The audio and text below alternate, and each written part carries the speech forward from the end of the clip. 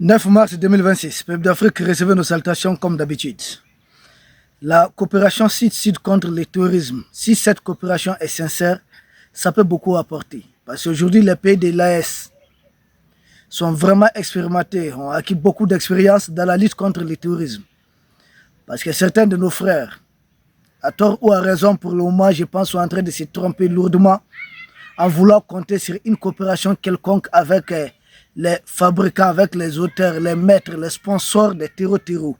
C'est une erreur. Parce que quand je regarde, je suis la chronologie, c'est à peu près la même chose qui s'est passé ici. Je prends un exemple sur le cas du Bénin. Nous observons 5 étapes. Et ces 5 étapes, c'est la même chose, les mêmes pièges. Nous étions tombés dedans. Les Mali, puis c'était le Burkina, puis c'était le Niger. C'est dommage aujourd'hui de voir que d'autres pays africains tombent dans les mêmes pièges sans qu'on puisse faire quelque chose. Tout simplement parce que peut-être les autorités auraient des divergences politiques ou non. Nous leur disons de surpasser. Surtout ceux qui pensent qu'Emmanuel Macron est la solution. La France n'est la solution pour aucun pays d'Afrique subsaharienne. Rien que son passé colonial ne joue pas à sa faveur. Et c'est un pays qui n'est même pas prêt pour le moment d'arrêter le néocolonialisme. Si Macron est prêt tout de suite à arrêter avec le néocolonialisme, ça pouvait se comprendre. Mais c'est des gens, et parce que je vois les pions de Macron qui essaient de comparer la Russie et la France. Je dis, mais ça c'est d'être très méchant. C'est la méchanceté ça. La Russie n'a pas un passé colonial en Afrique. Et le partenariat avec la Russie a permis déjà aux pays de l'AES d'avoir des avions de transport de troupes, des avions de combat, des radars très avancés, des blindés en grand nombre et d'autres logistiques encore.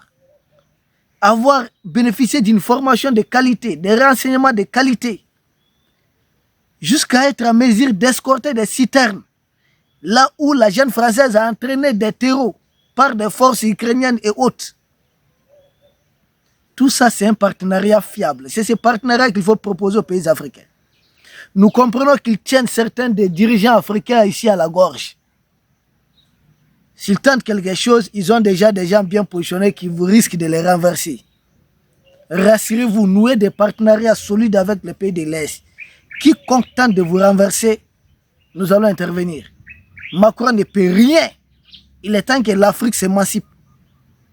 C'est des gens qui ont mis en place ce qu'Erdogan, voilà, vous connaissez un peu Erdogan, vient de dire, des gens qui ont pour habitude de diviser les frères, retourner les frères les uns contre les autres, pour tirer profit. Comment quelqu'un qui se trouve au-delà de la Méditerranée vient opposer les Nigériens aux Béninois? Nous, on n'est pas d'accord. On n'est pas du tout d'accord. Ce n'est pas Emmanuel Macron de bombarder une partie de l'armée béninoise.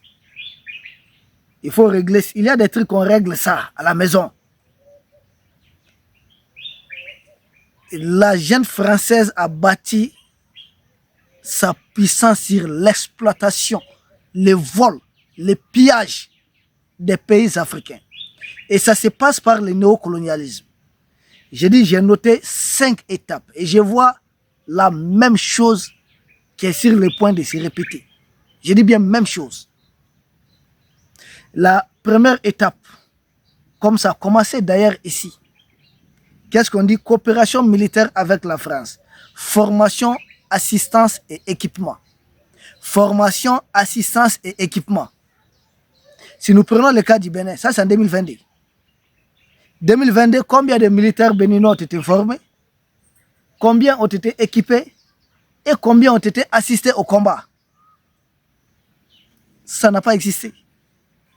C'est des mises en scène, ils forment quelques personnes. J'ai vu une vidéo virale un peu sur les réseaux sociaux où une de nos sœurs en Côte d'Ivoire, avec un caoutchouc, comprenez, en train d'expliquer ça aux gens. Ça, c'est pas le rôle d'une armée. On ne part pas dans l'armée parce qu'on va procréer là-bas. On part dans l'armée parce qu'on va se battre, on va défendre le pays. C'est pas parce qu'on sait, on ne va pas dans l'armée parce qu'on a des très beaux jeux de reins, non. Parce qu'on sait bien faire tourner les reins, c'est pas ça. L'armée là, c'est pour voilà, défendre la patrie et puis point barre, c'est tout. Mais aller se présenter avec un morceau de bois, on apprend comment utiliser un caoutchouc. Attendez, c'est sérieux ça? C'est le genre de formation qu'il nous faut à nos militaires là. Où on vous dit, écoutez, tel droit il faut respecter, tel autre droit il faut respecter, et ils détiennent les armes nucléaires. La jeune française, elle est en train de vouloir s'ingérer dans ce qui se passe dans le détroit d'Ormuz. Des pays en guerre, des pays agressés, vous êtes là à nous enseigner des droits bidons, qui en réalité enseignent les droits là aux terroristes que vous envoyez contre. Ce qui est bizarre, pendant qu'il parlait de formation, assistance et équipement en 2022, parallèlement, le Bénin a commencé à enregistrer les premières attaques terroristes. Les premières attaques terroristes ont commencé au Bénin. Notamment en 2022, il y a eu déjà une attaque sanglante. Ils viennent vous former, ils proposent la formation. Finalement, je me demande qui est-ce qu'ils sont en train de former. Est-ce que c'est des militaires ou des terroristes? Parce que chaque fois qu'ils viennent proposer une formation, nous on a subi, on a connu la même chose. Au même moment, ils commencent à venir, on commence à enregistrer les attaques de groupes terroristes. Quand ils viennent proposer leur formation, au même moment, on dirait que les terroristes aussi sont formés. Donc il y a lieu de se poser certaines questions parce que nous on ne comprend pas. Finalement, ils forment qui? Il s'agit de nous dire assistance. Mais les camps tombent là, on ne les voit pas. Ils assistent qui dans ces cas au combat? Est-ce des terroristes? Parce que vraiment, il y a lieu de s'interroger. Parce qu'en 2023, deuxième étape, en 2023, ils arrivent, ils disent renforcement de la coopération militaire. Cette fois-ci, il est question de quoi? Drone ISR et ensuite formation militaire. Et en 2023, au même moment, les terroristes commencent à être dotés de drones. C'est bizarre, non? 2022, ils ont dit assistance, formation, équipement de l'armée béninoise. Plutôt, on a vu des terroristes de plus en plus formés au Bénin et commencer les premières attaques. 2023, ils arrivent.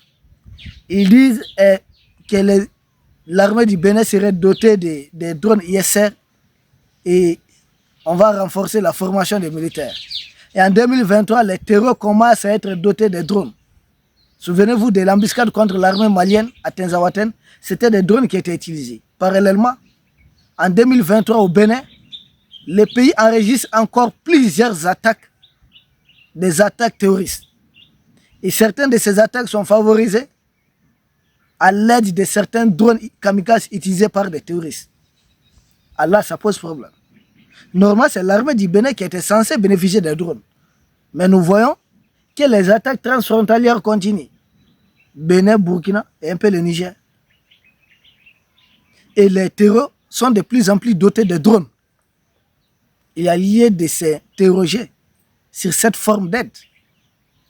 Parce qu'ils proposent une aide et puis on assiste à ça. Ça, c'est en 2023. Mais plus grave encore, ça va continuer.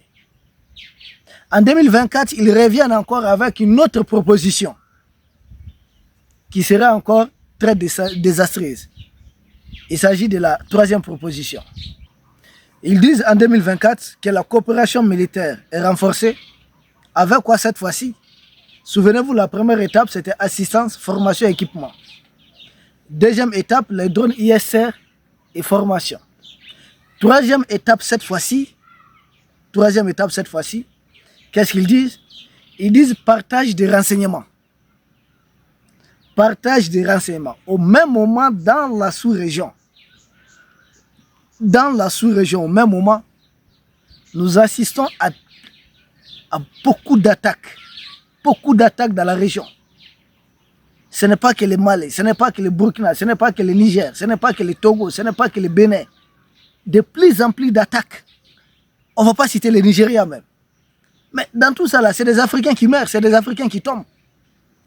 Ils ont tout intérêt à continuer de vouloir recoloniser l'Afrique avec cette armée non conventionnelle qui ne répond au nom d'aucun État. D'aucun État. Mais une armée qui attaque presque tous les États. Et si certains pensent être à l'abri, c'est une erreur. Ils veulent attaquer chaque pays africain. Ils ont commencé depuis la Libye. Et ils ont dans leur viseur surtout l'Afrique subsaharienne. Et dans leur campagne aujourd'hui, les pays qui sont en train d'aider nos pays, à nous sortir de cette situation avec un partenariat très sincère.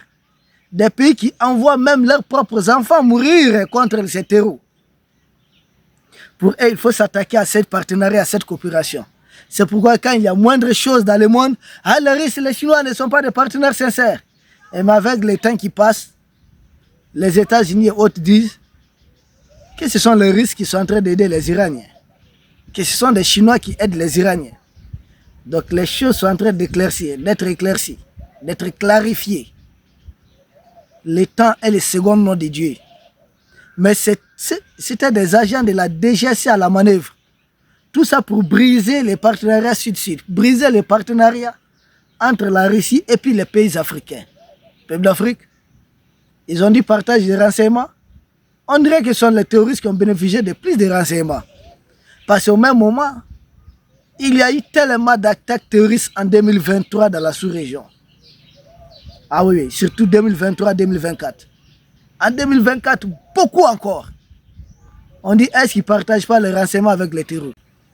Et sans surprise, puisqu'ils ont commencé à mélanger la région, ils ont compris que des patriotes vont s'affranchir. De leur tutelle, on va briser les fameuses règles. Leur histoire de démocratie et des droits de l'homme, c'est pour nous faire dormir debout, pour nous faire rêver debout. En réalité, ils n'ont jamais été des gens pro-démocratie. C'est des barbares. Ce sont eux qui entretiennent les pires dictatures de ce monde. On a vu l'affaire Jeffrey Epstein. Des gens que leurs médias nous présentent comme des dictateurs, en réalité, sont des gens qui sont très bien, qui ne sont pas dans cette affaire. Dans l'affaire Jeffrey Epstein, on n'attend pas le nom du président Poutine, pas le nom du président Xi Jinping, pas le nom du président Kim Jong-un, pas les guides iraniens. Rien. Pourtant, ce sont des gens qui sont en train de peindre en noir. Pour eux, c'est des gens les plus faux. Or, on a des gens, les noms de Donald Trump, d'Emmanuel Macron, et d'un prince britannique, qui sont les dictateurs de ce monde. Qui vient de bombarder une école où il y a des fillettes de 6 à 12 ans. Qui a fait ça? Voilà. Qui s'attaque voilà, au réservoir d'eau potable? Qui le fait? Qui impose l'embargo pour affamer les populations? Et il vient enseigner les droits de l'homme à certains Africains. Et là, ce sont les bourreaux de l'homme. En 2025, une partie de l'armée du Bénin a voulu bien sûr prendre le pouvoir. Pof, l'armée française intervient. La nuit, l'armée française intervient. Elle est prompte à intervenir. Mais quand les terreaux attaquent depuis matin, souvent 4h du matin jusqu'à 11h, des militaires abandonnés à eux-mêmes, l'armée française ne voit pas ça. Mais si c'est pour renverser son poulet, il voit ça. Patrice Talon, ouvre les yeux, comprends que ce n'est pas toi qui l'aime. Ils aiment ce que tu es en train de faire contre ton peuple, mais pour eux. Peut-être dans 5-10 ans, là, tu peux prendre beaucoup de prêts, faire semblant de développement. On a passé par ça ici. Mais sans une armée, là, ils finiront par vous avoir tôt ou tard. Faites comme le général Mathieu Kérékou avait fait. Travaillez pour le peuple sur la durée. Ne faites pas qu'à juste il est parti, on commence à sentir maintenant les effets de l'endettement. Vous faites tout pour masquer une période. Allez revoir vos frères, Patrice Talon. Vous les dites théoriquement, soyez dans la pratique. Ça vous coûte quoi? Il dit chaque fois, Général Tchani n'est pas me parler, mais écoutez, c'est ton frère, comme tu l'as si bien dit. Tu prends ton avion, tu prends ton courage à bras le corps. Donald Trump prend son temps à humilier Emmanuel Macron. S'il y a problème en Occident, là, Macron prend son avion, il va là-bas. Tu prends le téléphone, tu appelles ton frère, tu discutes avec lui. Tu peux discuter avec eBay si ça ne va pas. On discute, on trouve une solution. Accorde les droits de poursuite aux armées de l'AS. Et à chaque fois que l'armée du Bénin serait attaquée, je vous assure, je vous garantis qu'on va franchir la frontière. Nous allons aller les neutraliser pour sauver la vie de ces enfants d'Afrique. Il faut permettre ça, ces droits de poursuite entre pays africains. Sans cela, ils vont vous fatiguer là-bas. Nous aussi, nous serons fatigués. Et dans ça, c'est Emmanuel Macron qui gagne. Comprenons ça. Macron dit qu'il faut aider Zelensky, il dit c'est l'Europe. C'est ce qu'il dit. Nous aussi nous disons que c'est l'Afrique. Ce n'est pas parce que les terreurs vont se mettre à éliminer des gens au Bénin ou autres que nous devons applaudir. Non, au contraire, nous nous appelons à tirer des leçons. Il faut tirer les leçons. C'est ce qui s'est passé, 4e étape à 2025.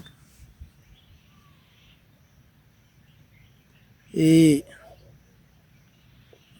la dernière étape à 2026, la coopération avec la jeune française continue, mais les attaques aussi continuent.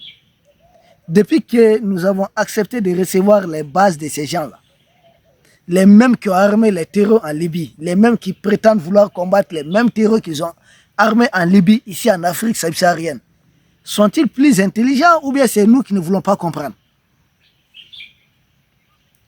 Peut-être c'est nous. Il faut que chacun essaie de se surpasser. Parce que c'est triste de voir, aujourd'hui il y a de plus en plus, les attaques terroristes se multiplient au Nigeria. Il y a plus d'attaques terroristes au Nigeria que dans n'importe quel pays de l'Afrique de l'Ouest. Mais c'est des enfants africains qui meurent. Parce que la démographie africaine aussi dérange ces gens. Et nous n'avons pas le choix, nul n'a choisi son voisin. Nous devons ensemble regarder ces problèmes en face et essayer d'apporter des solutions adéquates. Nous sommes condamnés à lutter contre ces terreaux. Et nous pouvons les vaincre. Les pays de l'Est ont une très forte expérience. Aujourd'hui, ici, les terroristes s'attaquent à des cibles civiles. Rarement des cibles militaires ici, comme c'est le cas chez vous actuellement. Parce qu'ici, nous avons appris, nous avons compris beaucoup de choses. Nous sommes forgés dans cette difficulté. Et ce partage d'expérience doit partager à l'Afrique. Ça ne veut pas dire que non, nous sommes vos grands, non. On sort de tout ça. Il y a eu un passé, il y a un présent. Il faut regarder les choses en face. Refuser cela. Malheureusement, je vous assure que les terroristes auront raison de vous. Il ne faut pas le faire. Ces terroristes-là qu'on présente comme des terroristes, en réalité, c'est des mercenaires. C'est une armée. On les envoie vous attaquer pour vous contraindre à signer certains accords de sécurité. Ont-ils intérêt que les terroristes cessent? Non, parce que vous ne serez plus dans ces accords. Or, tant que vous êtes dans ces accords-là, ils vont vous étrangler économiquement. Ils vous tiennent politiquement, ils vous tiennent économiquement, ils vous tiennent sur tous les plans. Parce qu'ils ont une armée de chantage contre vous. Nous autres Africains, nous sommes condamnés de vaincre cette armée de chantage qu'ils envoient contre nos peuples. Ah ouais, nous n'avons même pas le choix. Voici un peu résumé en 5 étapes comment la jeune française s'est établie ici. Et nous avons pris exemple sur le cas du Bénin. Parce que c'est un pays qui vient encore d'être frappé par le même terrorisme. Mais seulement les mêmes pays à qui on est en train de nouer des partenariats sécuritaires, c'est ces mêmes pays qui est le principal sponsor étatique étranger des mêmes groupes terror. On dit à Bambara, Binyakalanina, c'est un drain de Binyakatei. Celui qui prétend chercher l'aiguille et qui a son pied sur la même aiguille ne va jamais retrouver l'aiguille en question. Vous cherchez l'aiguille, mais vous cachez ça sous votre pied. Mais où est-ce qu'on va retrouver ça? Donc c'est ce que la jeune française fait. Elle prétend nous aider à combattre les terreaux, mais en réalité c'est elle qui protège les mêmes terreaux. Peuple d'Afrique, nous vous remercions. Nous espérons vous retrouver demain pour un autre sujet au sommet de l'actualité. Merci beaucoup.